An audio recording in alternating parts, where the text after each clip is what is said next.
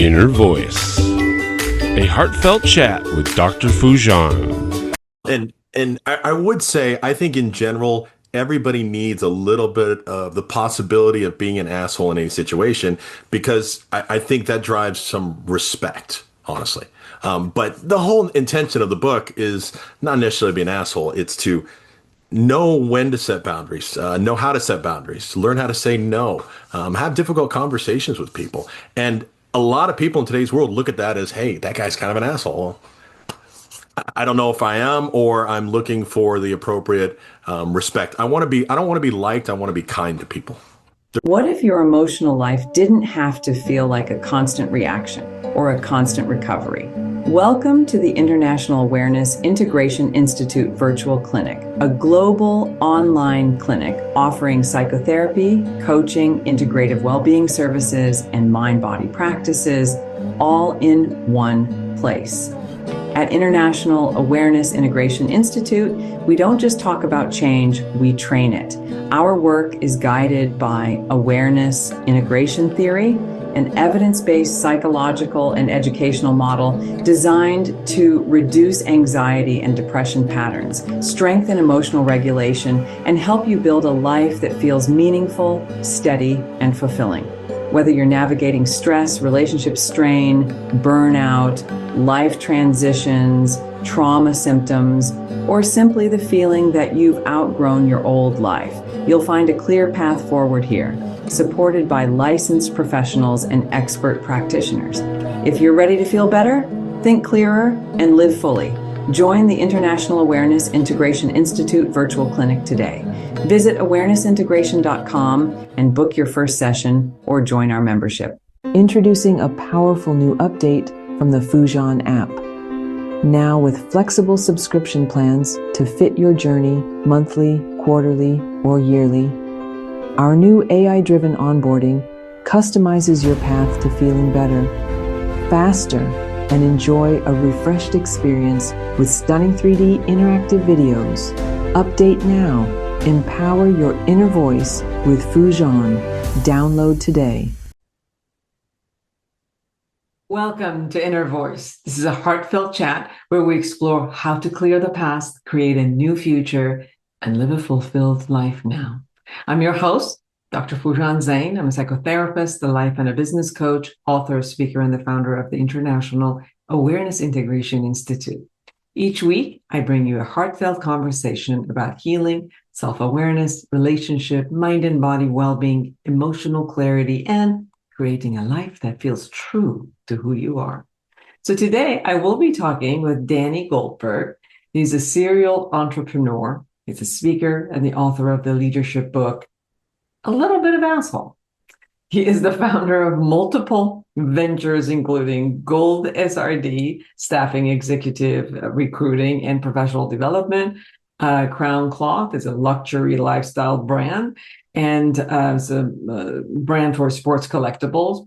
LykeMe app is a dating application, and Gold TM, which is an ATM and vending service. So you can see Danny's work focuses on leadership, assertiveness, entrepreneurship, and the balance between empathy and decisiveness in business. So his philosophy challenges the idea that success requires being ruthless, arguing instead that the most effective leaders learn how to be just assertive enough to get results.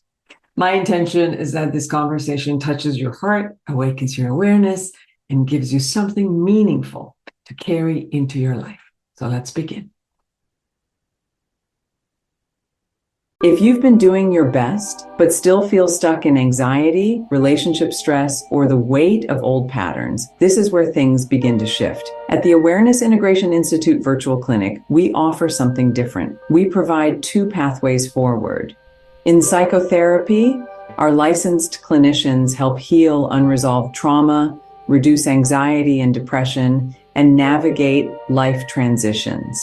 In coaching, our certified coaches help you build confidence, leadership, and relationship mastery.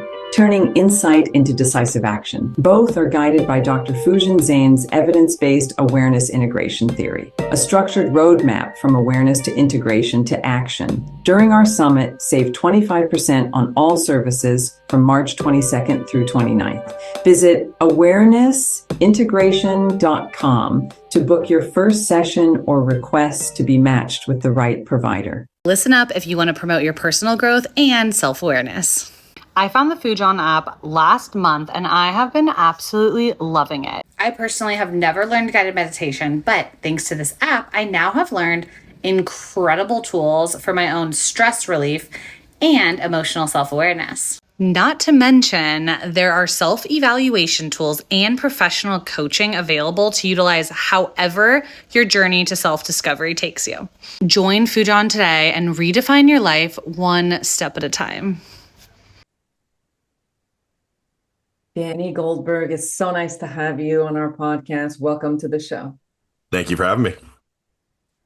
So you have an amazing background in corporate world. What got you to want to share yourself and what you've known in this book, A Little Bit of an Asshole? You know, it's interesting because I think I'm just a recovering people pleaser, and I've always been that way. And my parents were immigrants here into the States, and when we were younger, and I think most parents were like this, they always told us be nice, be good to people, and if you're good to people, people are going to be nice back. So I kind of learned my people pleaser mentality from my mom. But as I got older in my teenage years, and then I got into corporate America, I started to realize that people pleasers get taken advantage of if you don't learn how to set boundaries, say no, and have the difficult conversations. So it's kind of been almost a maturing process. I still on a day-to-day basis struggle with people pleasing because I do want to make people happy. So it's a balance that I'm always striking all the time. It was interesting because as I was kind of going through your book, there's a lot of conversation about how to do and how to set the boundaries in a respectful way, because and then the name was chosen on the book and it says A Little Bit of an Asshole. So those two were kind of a dichotomy to me. I'm like, oh, okay, because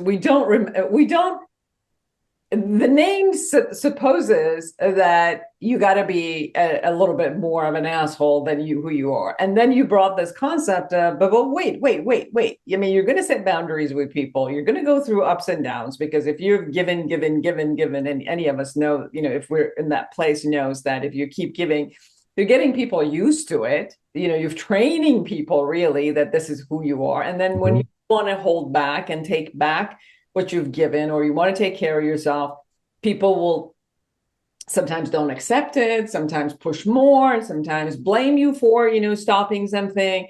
And therefore you might have to push back. And then you brought the conversation of respect. So tell me how these two pieces fit together. Yeah, it's interesting because I wanted to be a little provocative with the title, quite frankly. Right. And I would say, I think in general, everybody needs a little bit of the possibility of being an asshole in any situation, because I think that drives some respect, honestly. But the whole intention of the book is not necessarily be an asshole. It's to know when to set boundaries, know how to set boundaries, learn how to say no, have difficult conversations with people. And a lot of people in today's world look at that as, hey, that guy's kind of an asshole. I don't know if I am, or I'm looking for the appropriate respect. I don't want to be liked. I want to be kind to people. There's a difference. And when you say that there's a respect into that way of being, my understanding of that is that there's a power that shows up. There's an inner power. There's an inner confidence that shows up. That could be that the confidence is something that people like, that they also give respect. 100% agree with you. The confidence aspect, one thing about people pleasers, you almost lose your identity because you're so focused on other people's needs versus your own. And so learning how to set boundaries, you actually grow in your self-confidence. And that confidence is obviously very healthy in business world or personal relationships as well. It's just, if people don't know you have that side to you, they're going to continue to ask for more and take advantage of it. And how did you experience that in your life, let's say personal life, and then the corporate life, which then got you to have this other transfer into, having a more, let's say, assertive way of being? And I would say from a professional standpoint, when I was younger, when I started my career at Arthur Andersen, a couple companies, I did what I was told, try to make everybody happy. And that didn't get me very far. And then when I started to be a little more outspoken, more of a, I would say, more of a leadership vibe. I got promoted. I got my first chief auditor role at 29 at a small organization in Dallas. And so I kind of learned that, hey, it's okay to be nice. It's okay to be kind. Just know what the boundaries should be and know how to say no. And that's one of the big things I focus on in my personal life.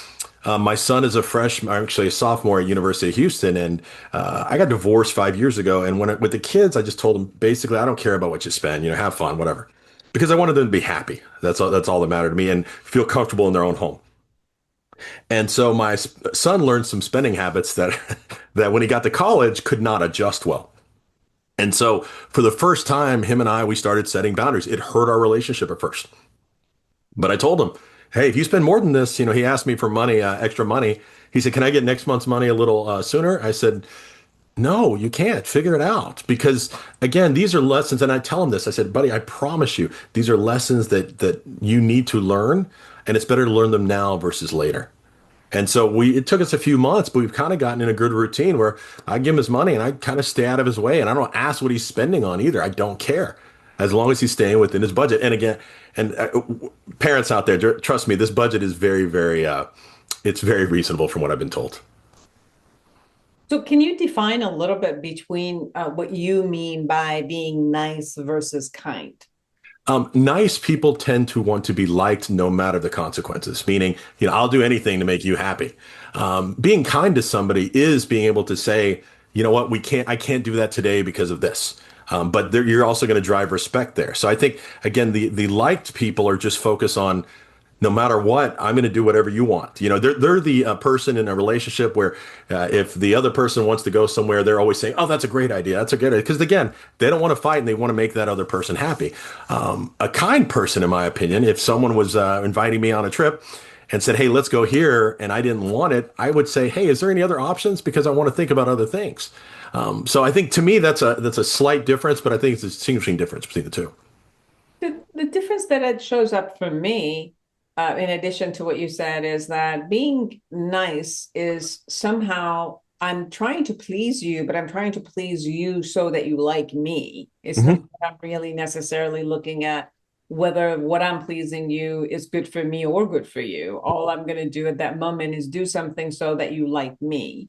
Versus being kind is to look at, what works for me, what works for you, and then look at that, whether it's instantaneously or at that time we need to negotiate on something, or even if I have to say no for now, such as what you said to your son, that this doesn't work if you are not learning from this experience that you have to be financially independent and learn.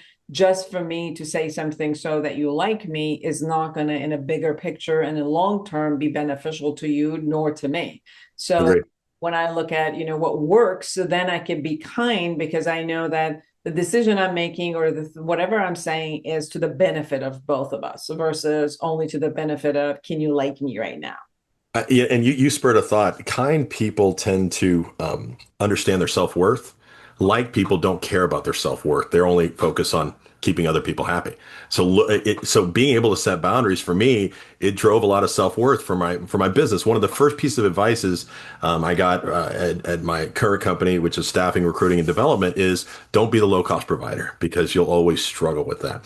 But I progressively continue to raise my fees over the last 15 years, and people think they're getting a good product, which they are. And so people are willing to pay it. But if I didn't do that, or if I don't push back on clients when they do lowball me, because I do get lowballed, I'm devaluing it. I'm just trying to get them to like me and use me. Yes. So when you talk about value, what are some of the, let's say, measurements of the value that you give yourself? I would just start with the level of self-confidence you have. Again, so what happens with me when I'm trying to please someone like pleasing my girlfriend is I will almost like I'll have a pit in my stomach that will say, "Don't do this." And I always ask myself, "Am I going to regret doing this? Am I going to think she is taking advantage of me? Am I going to be upset later on and bring this back around in a fight?" And so that's why I've kind of pulled away from that and kind of again focusing on self confidence to say no, maybe not even explain myself, but be able to say no in these situations. To me, that's a lot of value in any relationship. And Doc, I got to be honest with you too. I want people like that in my life. One of my biggest clients and one of my good friends, my first day at Arthur Anderson, he said, "Look, if you work hard, if you listen, and you do your best, I'm gonna make sure that you get promoted. If you don't, I'll make sure you get fired as soon as possible." People thought, "Oh, it's a really harsh." I loved it. I thought it was a great message because I had a clear pathway to success. And that's why it's important to set expectations in any relationship as well.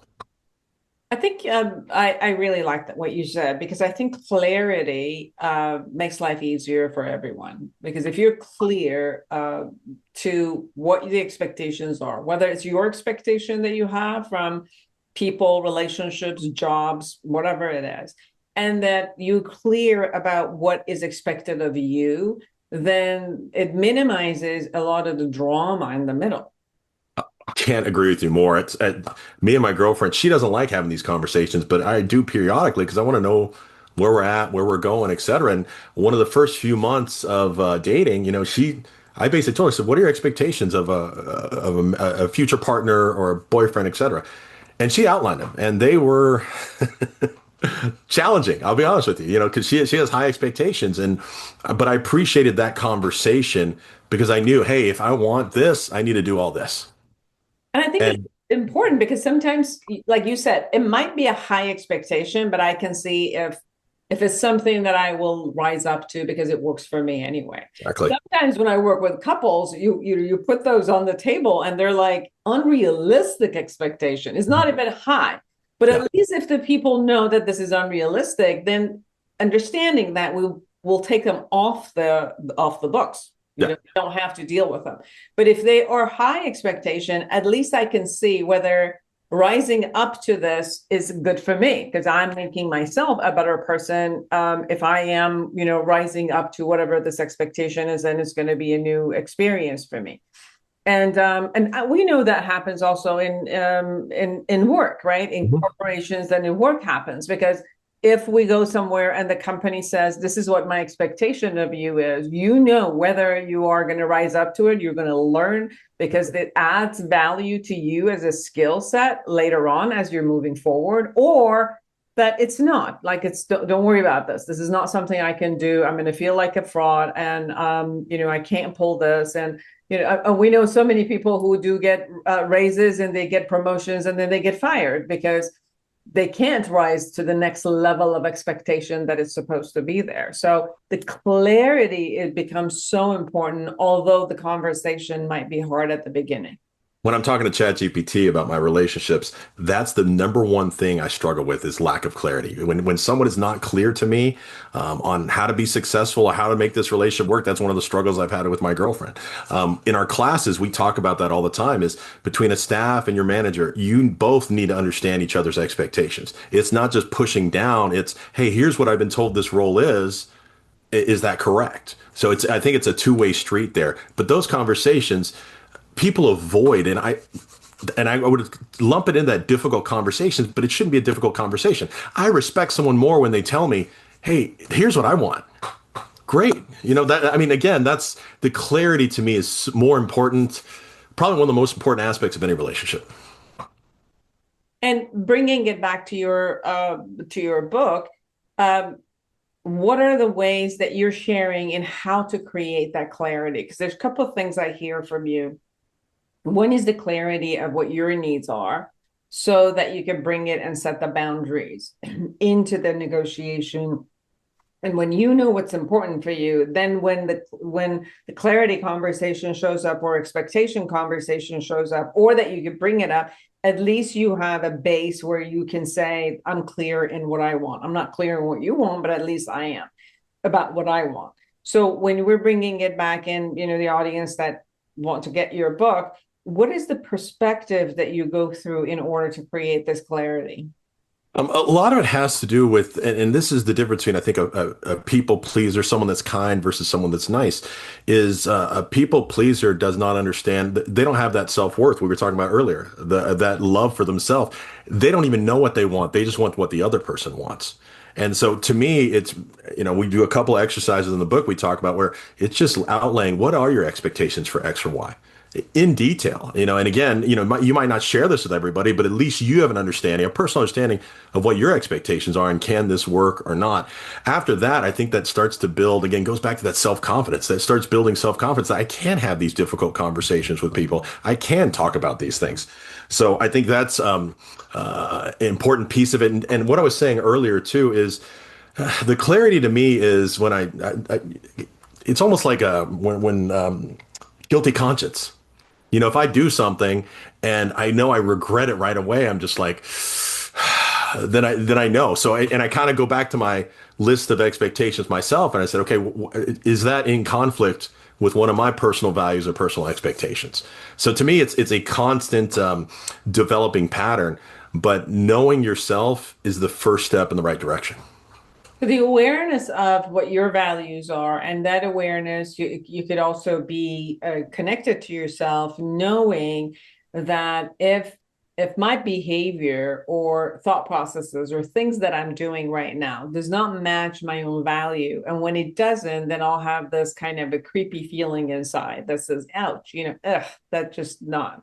I mean, I might say because of my, benefit, I'm going to do it anyway, but knowing that it doesn't fit with my value and due to some benefit, I'm trying to do it. And you're going to still continue with the feeling that you're going to have versus if my, body says to me, this matches my value and it gives me energy that, yes, this is up to par with who I say I want to be and I am. Then I can move on with that behavior and do it. And if I don't, and I get the ick feeling and I want to be clear with myself that I always say, we could always clean up. You can always say, I'm sorry and apologize and move forward and come back to your path so that you complete the ick feeling inside of you and come back with your power. Because the confidence also shows up with me being on my path, on my value versus consistently being out of integrity with myself. Again, I can't reiterate better what you just said.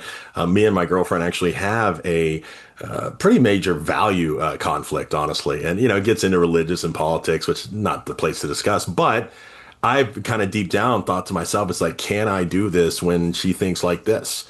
And we'll talk about something later that we're doing to, I don't want to say combat it, but to work with it. But I had something similar with an employee last year or 2 years ago. And one of the values I knew almost immediately, and I knew her for a while, but I almost knew immediately after she started that our value system was not the same. Our work ethic was not the same. And so it was, I learned from my mistakes there because you're right. My expectations were not aligned with hers whatsoever. And it contrasted our value style as well. Yes. And it does, when you don't have the same value system with whether people in your relationship, so whether you're, a mate or partner in business or, people you work with, ultimately, when value systems are not up to par together, there is going to be a breakdown. No doubt.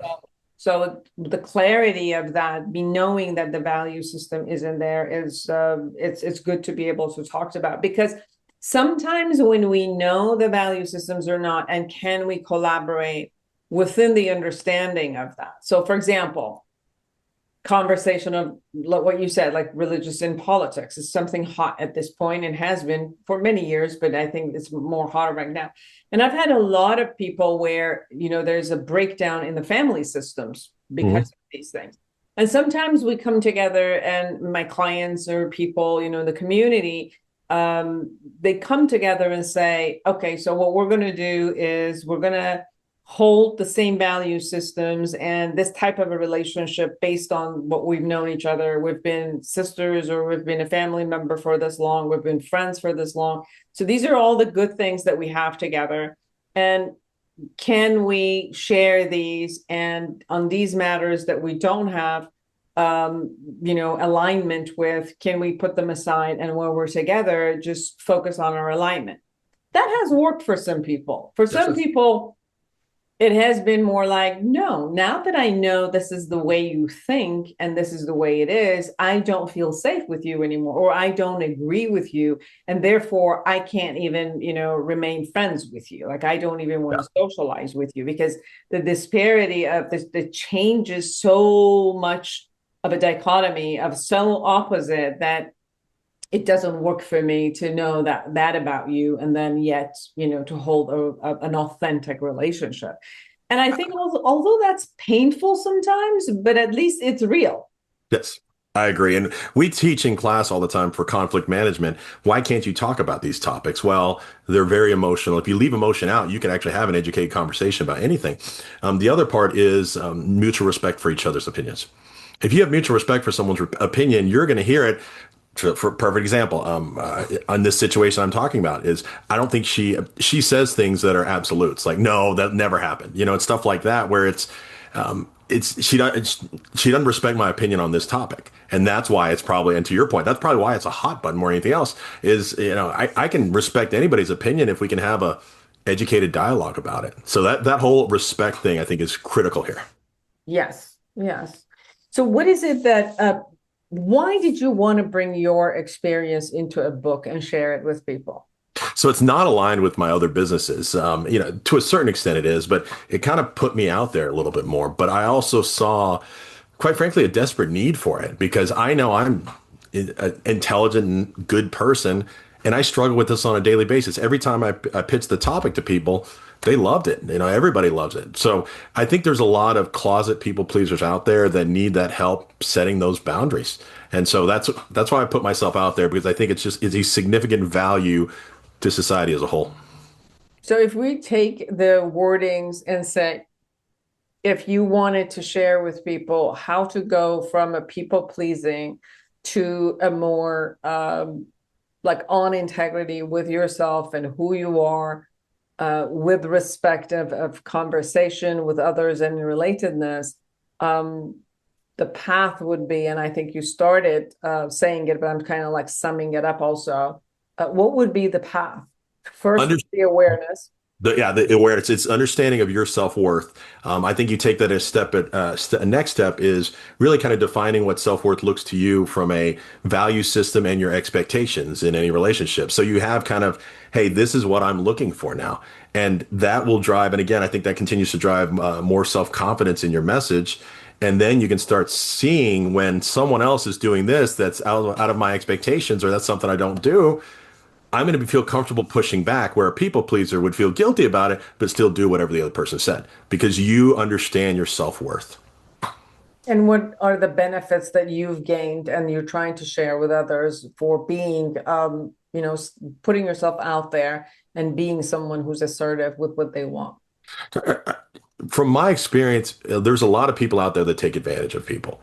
And I think, to me, and I've been taken advantage of, and at times, and I've learned to go back to it, understand my self-worth, and be able to project that appropriately and project that with confidence. So to me, I think that is such a critical piece that so many people are missing. Let's take it back 6 years into COVID. Social skills, communication skills in some generations were a little bit lost there. And this has a lot to do with it. You just start to become a people pleaser because you can't connect with anybody because you want people to like you.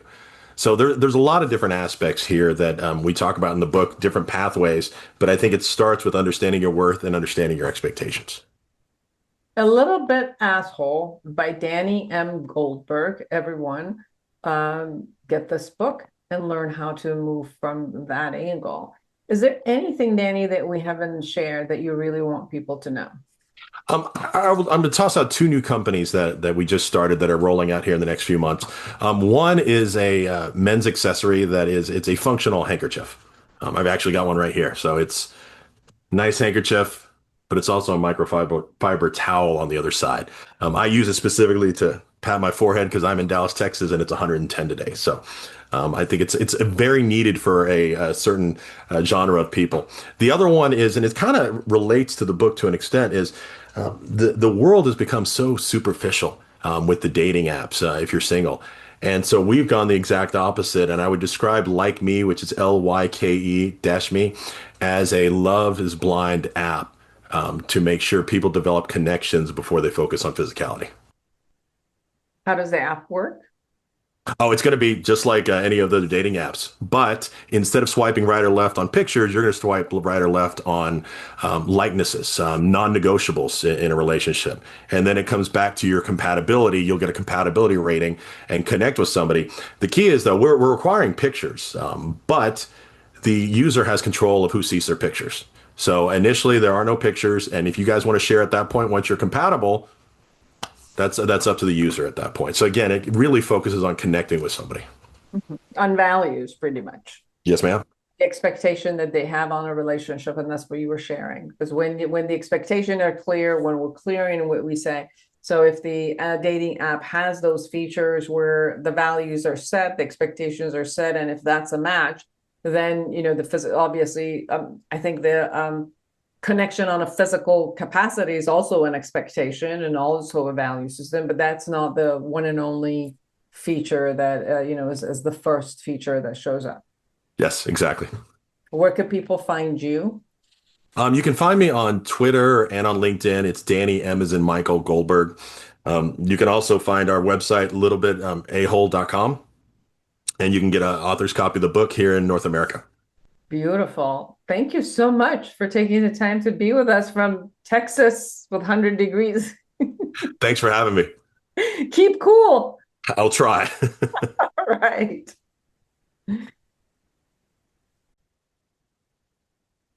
Thank you for joining us for another heartfelt conversation in our voice, Heartfelt Chat. If today's episode touched you, I invite you to take 3 simple actions.